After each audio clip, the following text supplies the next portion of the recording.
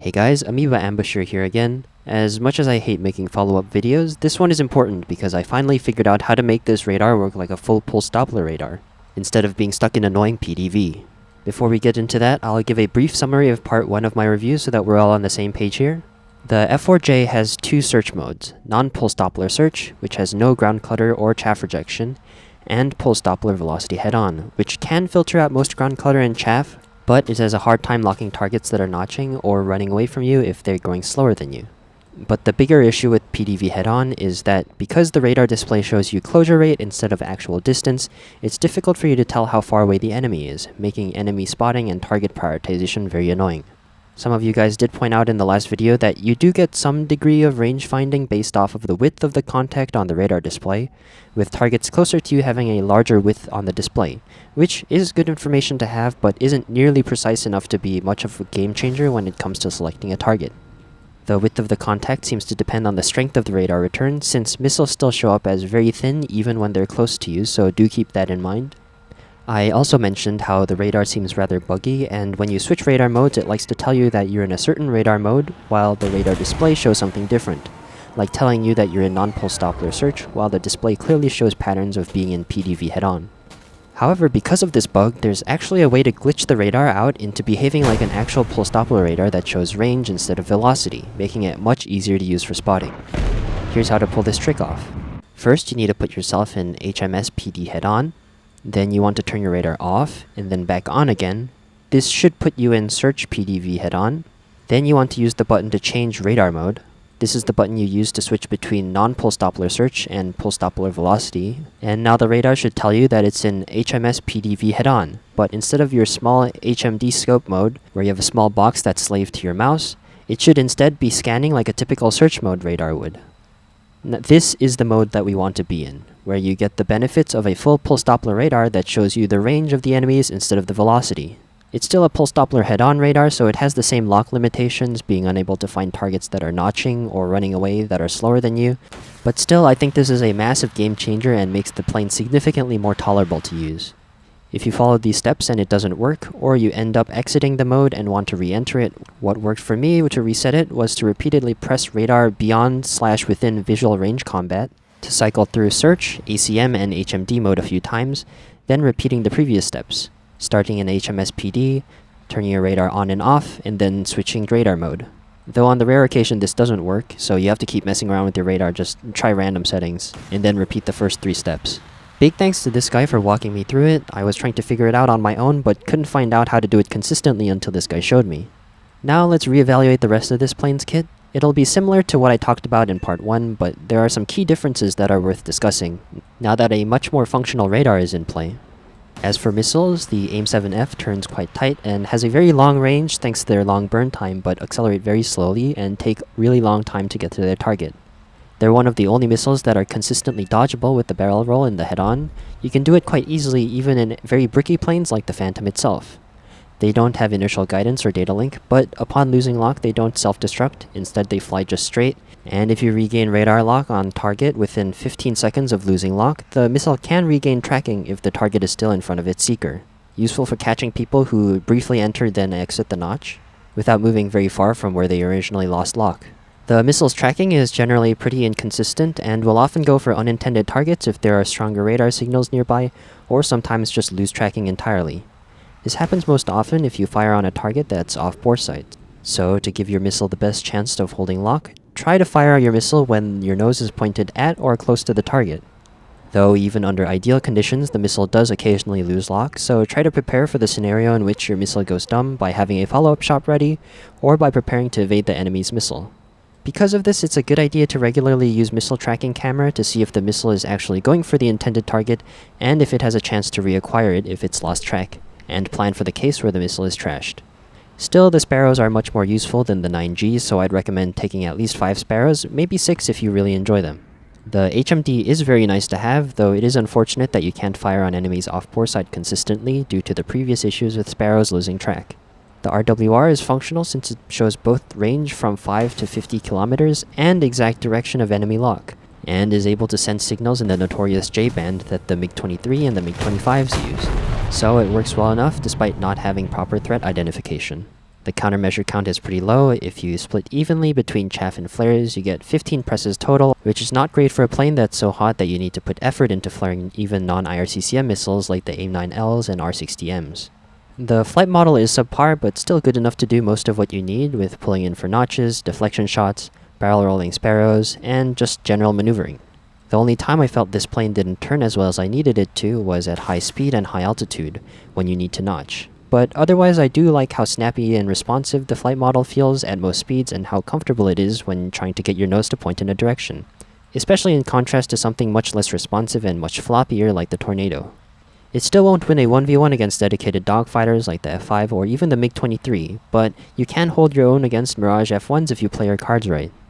These aren't great prospects since you very often face F-16s, F-18s, and potentially F-2s, but there's still enough here to work with.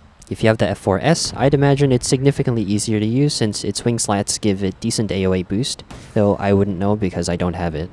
Two additional things to note about the flight model: the wing rip speed is actually fairly low at 1,458 kph IAS, and while you won't reach this in a straight line, I've had my fair share of wing rips while afterburning in a shallow dive. And secondly, the flaps auto-retract above 410 to 430 kph, so while they are impossible to rip and can be quite useful in low-speed dogfights, they won't be helpful if you're going any faster. And the gun has a high fire rate, good velocity, and low drag, but also has low mounting on the belly and poor accuracy, so it sprays a lot and can be hard to aim sometimes, and you'll get your fair amount of hits and crits if you aren't able to get a solid burst in. Some people like to LARP by taking the Gunpod off and taking a missile-only loadout, but I do get a lot of use out of the gun, so I always bring it myself.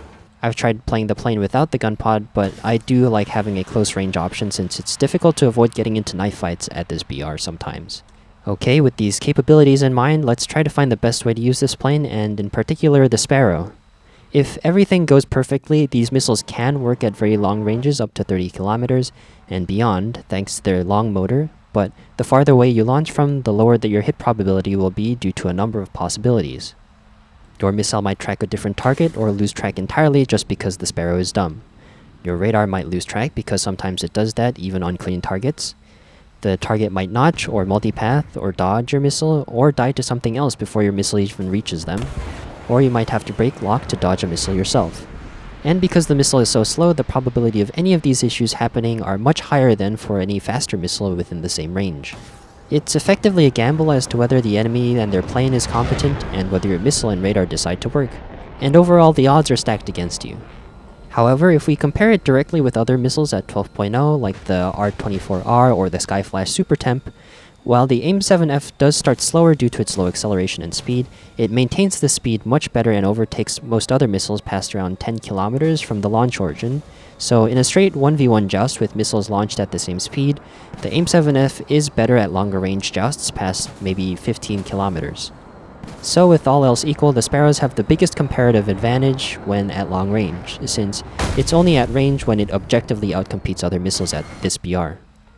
And I know some people enjoy playing this plane as such, never getting up close and launching missiles at BVR range, where you avoid putting yourself into any sort of danger. However, personally I don't find it very satisfying to do long-range BVR since I don't enjoy it when my missiles get trashed due to any of the previous reasons, and much prefer fighting at closer ranges. The longest range I usually end up launching them is at 20 kilometers at the start of the match, and afterwards try to launch at much closer ranges, under 15 kilometers to give them the highest chance to kill. This does mean putting yourself in riskier positions where the enemy can just as easily fire back and kill you, but I think with good positioning and a bit of luck, you can optimize for situations where you spot and fire on the enemy early enough that it's harder for them to react and counterfire or notch in time. It's not a guarantee since they can still roll dodge or even notch a missile, even at very close ranges since the missile is very slow and gives the enemy enough time to react, especially if they're in a flight model that turns really well like the F-16 or F-18, and you can just as easily get fired on first by an enemy with a better radar and kit, but I prefer taking this extra risk for a higher kill potential. Having a pulse Doppler radar mode with range finding makes it much easier to play this way as you can tell exactly how far away the enemies are, giving you much more situational awareness on who you should go for next. In terms of gameplay strategy, I like to climb off to the left up to 5 kilometers. The higher you go, the worse you turn, which makes it harder to notch incoming BVR missiles, so I try not to go any higher than that. You want to check the scoreboard to see if it's an Uptier and if you're facing R27ERs, Fox 3s, potentially Fox cores in the BVR, and stay halfway in a notch if there's a chance that you're going to see them, just in the case that you need to prepare for a very aggressive missile heading very quickly towards you. Now, I mentioned in part 1 that you should fly farther left depending on how dangerous the enemies you're facing are, to try and avoid bad positioning and getting stuck in an unavoidable fight, but upon reevaluation, this strategy usually results in separation from your friendlies, where you can get solo targeted by a superior plane too far from your teammates for them to be able to help you. So now I try to stay above my teammates that are on the deck. This way, if you dive and have to go defensive, there's at least a chance of survival, since if you spot the enemy, your teammates can help you, and if your teammates spot enemies, then you can help them. If you're able to fly completely uninterrupted in this early phase of the match, you can try and launch a BVR missile, but I try to only do this when the conditions are perfectly ideal. Either somebody at my altitude coming very quickly towards me, or somebody at low altitude who's trying to multipath over bad terrain, and typically under 20 kilometers away from me. Either way, the goal is just to survive the initial BVR so that you can get into the mid-game. Once in the mid-game and your teammates have begun spotting enemies, you want to try and get as many kills as quickly as possible. This is the part of the match where most enemies will be distracted and busy fighting other people that you can sneak closer and try to bag some kills, while also making sure that you yourself don't get snuck up on using your own radar. Utilize both your improved PD radar and enemies spotted by your friendlies to prioritize targets closer to you, and avoid turn fighting as much as you can. If your missiles miss and you overshoot your target, then your best chance is to just hit the deck, run, and try to bait for your teammates, especially in an Uptier. This is really the only way that you can deal with enemies in superior planes like F-16s, F-18s, F-2s, and flankers. You can attempt to stick for balls in down tiers if you come in with a lot of speed, since you do maintain your energy and turns fairly well, plus there will be a lot of enemies and planes that aren't nearly as good as the 4th generation fighters you face in up tiers. If the match goes into a late game 1v1, then you're kind of forced to leverage the main advantage of this plane, which is its long-range sparrows. But if the enemy is a competent pilot and a better flight model, then there's a good chance that you're just dead, since they can roll, notch, or multipath all of your missiles until they're close enough for a dogfight.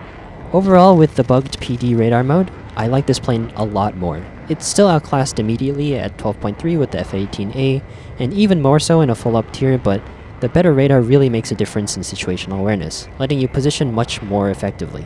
This match, there wasn't really all that much I could do though.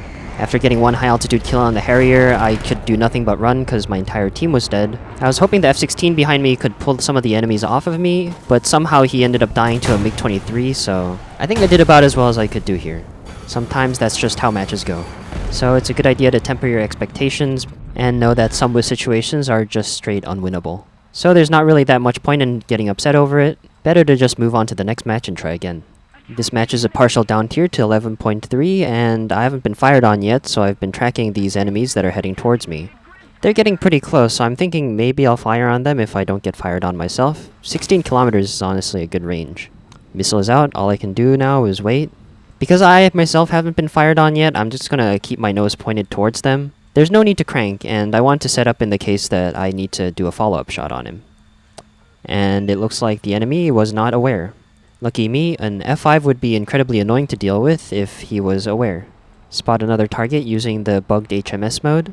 He was initially in a notch, but now that he's flying away, this could be a good launch angle. Other missiles might struggle in this situation since the enemy is running away, but the AIM-7Fs are really good at catching people who are running away, just because of how long they burn for. It looks like he was able to notch the missile though, so I'm going to try and send another one. Never mind, he's dead. Very convenient target within 3 kilometers though, so I'm going to launch on him. And here you can see the issue with the sparrows being so slow. The missile was initially tracking him, but even when launched within 3 kilometers, the enemy was just able to pull in for a notch. But there's not really that much you can do about it. Let's just move on to the next target. I was expecting him to roll dodge it, but I'll take the kill there. And this is why I like bringing a lot of sparrows. I've spent 4 of them already and I've only gotten 2 kills. I would take 6 sparrows, but I do find that the 2 AIM-9Gs end up being useful just often enough that I end up bringing them. A lot of targets in front of me that aren't actually going for me. Let's see if I can slot in behind any of them and get maybe an AIM-9G or a gun kill. This aardvark is looking particularly juicy. I could probably bag him as long as he doesn't speed up and run away. But it looks like I'm catching up to him, so hopefully I'll be able to get there in time.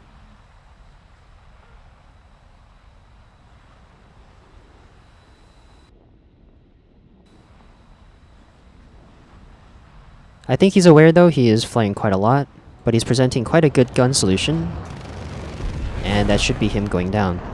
There's a Mirage chasing a friendly to my right, so I'm going to see if I can turn in for him.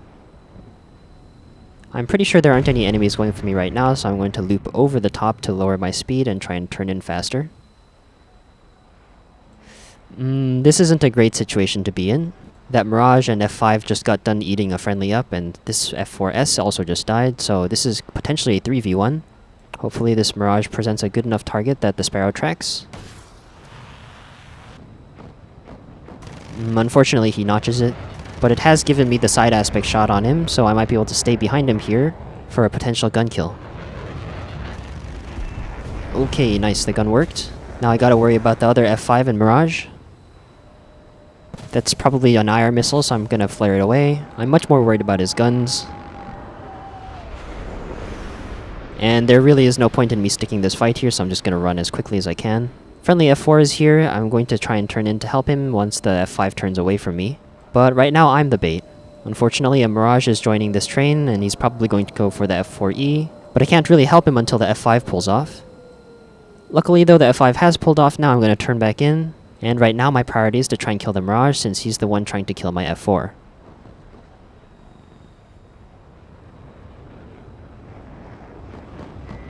Unfortunately, I was a little late to pulling the trigger, so my friendly ends up going down. I thought he was stalled out and I had more time, but I definitely should have started spraying a lot earlier considering I have plenty of ammo. Now, dealing with this F5 is going to be quite annoying. Unfortunately, there's another Mirage that's chasing after me now. Frankly, this is a bit of an unwinnable situation, so I'm just gonna run as much as I can. Hopefully then one of them pulls off and I can try and 1v1 them.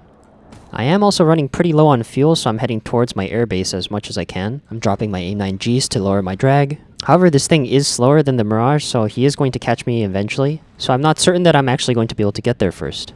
However, the F5 has pulled off, so after running for a little bit more to make sure that he's not going to interrupt this 1v1, let's see if I can force this overshoot.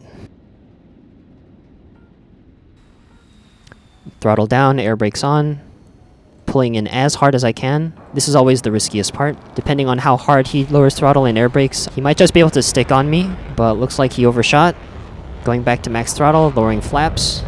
Now it's going to be a stall fight. Hopefully I'm low enough on fuel that I'll be able to stick with him. I'm not quite able to pull in for this shot, but this thing stalls surprisingly well with its flaps down, so I'm going to continue going up a little bit and then drop my nose back down over him, so that gravity can help me pull my nose back down over. And hopefully he doesn't go up and I'm able to pull in for this shot. Ooh, okay, nice. And the enemy F5 is nowhere to be seen. I am also on 23 seconds of fuel now, so I'm not entirely sure if I'll be able to glide back to the airbase, but I'm going to do my best. I'm going to try and keep my plane at around 400 to 500 kph. I'm not sure at what speed this thing glides best at, but that sounds reasonable enough, and I think I'm close enough to the airbase that I'll just barely make it.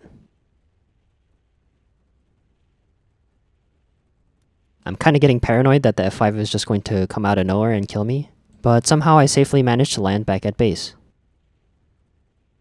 In this situation, I would normally J out and then respawn, after making sure my plane hasn't taken damage, but sometimes it does kick me for no reason. So just because this match is high stakes, I'm going to stay in and wait for the repair to complete. But I guess it doesn't matter because the enemy F5E ends up crashing. Maybe he also ran out of fuel. So yeah, that's why I bring the gun, because it gives you a chance in situations like this. Okay, next match is a full up tier. I'm trying to set up the radar bug right now, but for some reason this time it doesn't work. It tends to be rather inconsistent like this sometimes, but if you just spam through ACM, HMS, and search mode, then try again, it usually fixes the problem. Okay, I haven't been fired on yet, but I do have an RWR contact that is pretty close to me. I'm a little concerned, but they haven't fired on me yet, so I'm going to try and track this target that is very close to me. Waiting for a good chance to fire the missile. That hopefully will track.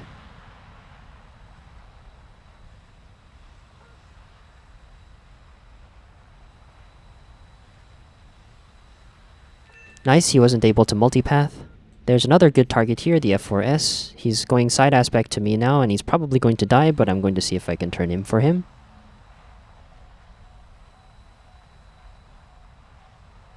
Actually, it looks like there's plenty of people on him, so I'm going to see if I can go after somebody else.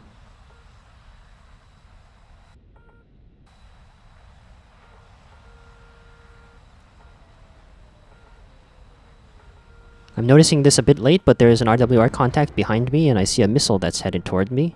I can't really tell what missile it is, but because the RWR contact goes away, I'm going to assume that it's dead. Now I'm trying to use the radar to see which contact is the best one to go after.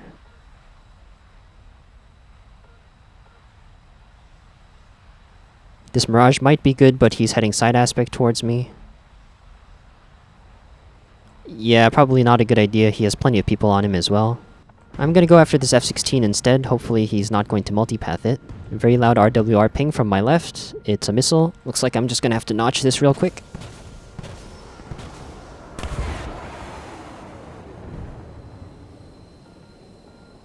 And now unfortunately I have an F-15A on my 6.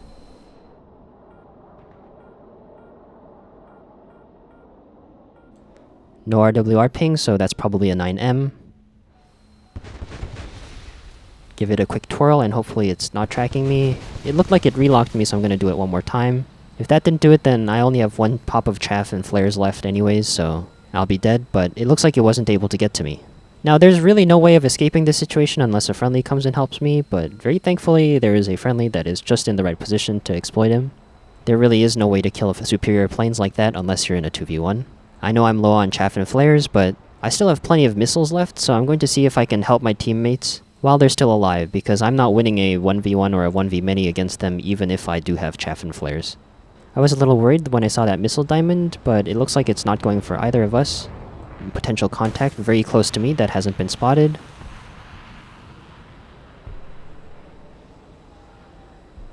He's just barely not able to pull in for the notch. And now we gotta deal with these 3 enemies in front of me. Hopefully my friendly is still following me and providing backup, because otherwise this is a complete suicide mission. Initially I was trying to lock the F-18 because he's the more dangerous target, but it looks like he's going into a notch, so I'm firing on the Mirage instead. He is, however, unfortunately able to multipath it, so I guess it's on to the next 2 targets. That was way too optimistic of a shot. I definitely should have saved that missile for later there.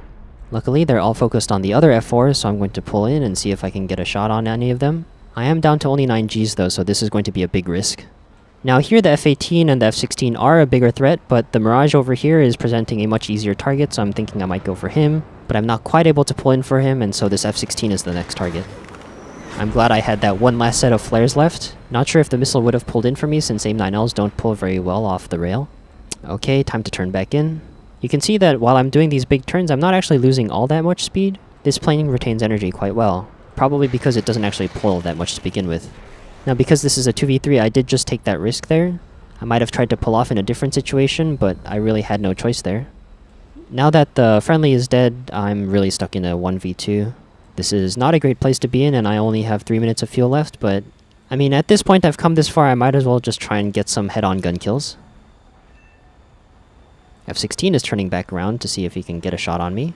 I'm hoping he's not able to pull in for the shot. Oh, he's gonna pull in for the shot. Let's not question it. Let's not question what just happened there. He must have been out of ammo because he didn't fire at me at all. Very quick head-on with the Mirage. F-18 finally burns up, and now it's a dogfight with just the Mirage.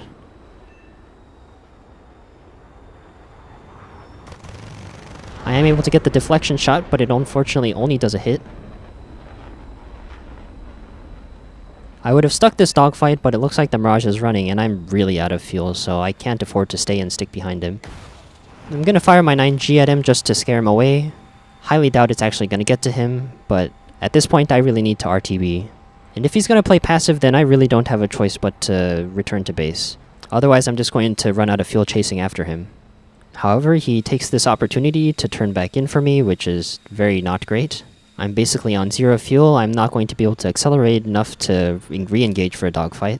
And since he can see me going very slow, he'll probably be able to just stick behind me, and I won't be able to force an overshoot like I did before. Really, my only hope right now is that this friendly F-4 is able to come in and kill this guy before he gets to me. He hasn't contributed this entire match, so he must have just spammed his missile off at the start and RTB'd. But it is an F-4F ice, so he has to have at least 2 AMRAMs. And it looks like he's fired one based off of my RWR. Hopefully it is going after the enemy and not me, so I'm going to try and climb a little bit to hopefully bait the enemy upwards above multipath height, so that the AMRAM has the best chance of hitting. Okay, nice work. He might have not done anything during the entirety of the first half of the match, but He did come in at the end and saved me with the clutch. Okay, one last match for the road.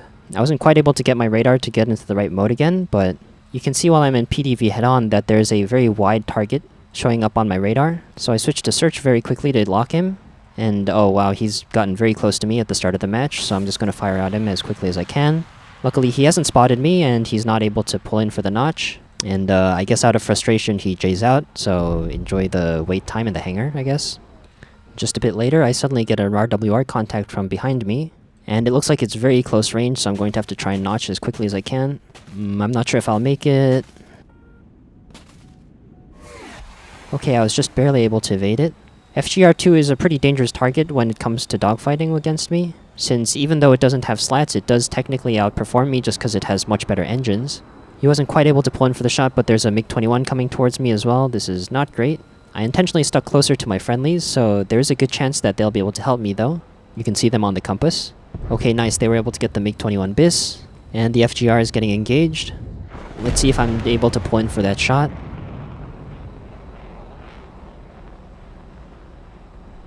Okay, it looks like he's gotten taken down. This is why for me, sticking with teammates seems to work a lot better than just the go left strategy that I use on most other planes, since this plane really has no defensive capabilities and cannot survive on its own if it gets hard targeted, especially at the start of the match. And I also seem to have a lot more kill potential than if I were just lobbing missiles from BVR. Now engaging this MiG-23 is a pretty risky move, especially since I'm going quite fast. I'm going to over-G and compress. But I was curious as to how well this thing could compete against it, so I was going to try and go for a dogfight here. I'm pretty sure that this thing does lose against it in the long run, but I just wanted to see what happened. Basically no friendlies around right now, so I'm probably cooked if I don't get this kill here.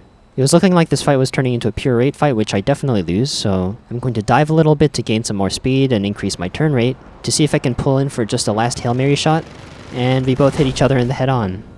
I definitely should not have survived that, but I do somehow, and he doesn't. Part of it is maybe that this plane is just really tanky, but I think its flight model is also very stable, where even if you do take some damage, it is quite flyable. Especially in contrast to the MiG-23, which can be quite floppy. But now that I am damaged, my goal is to RTB as quickly as I can. I won't be able to make it back to my main airfield, so I head for the short one, but unfortunately there are at least 2 targets in the area. They are probably base bombing, but they pose a big threat to me if they find me, so I need to make sure that they die before I land. I'm in no position to dogfight, but at least I have missiles, so I'm going to try and shoot them off. The missile tracking camera shows that it's lost lock, so I'm going to relock and see if I can fire a different one off. The closer enemy is definitely the priority right now. Okay, he is in a Harrier, so I wouldn't mind trying to dogfight him if my plane wasn't damaged, but right now it's too much of a risk to try and go after him like this. I'm able to put a few rounds into him with my gun, but it doesn't look like it's enough to kill him. Hopefully he's damaged enough or doesn't care about me enough that he doesn't turn back to try and kill me. And I'm still quite a ways away from my airfield, so I need to kill this guy who's also in front of me. Unfortunately, I'm out of radar missiles, and even if I did fire a Sparrow at him, he's probably just going to multipath it, so it looks like it's time for guns. I didn't really have a choice, but it looked like it worked out. But hopefully I am clear to land now, with the Harrier now killed by my friendlies and the Su-22 going down.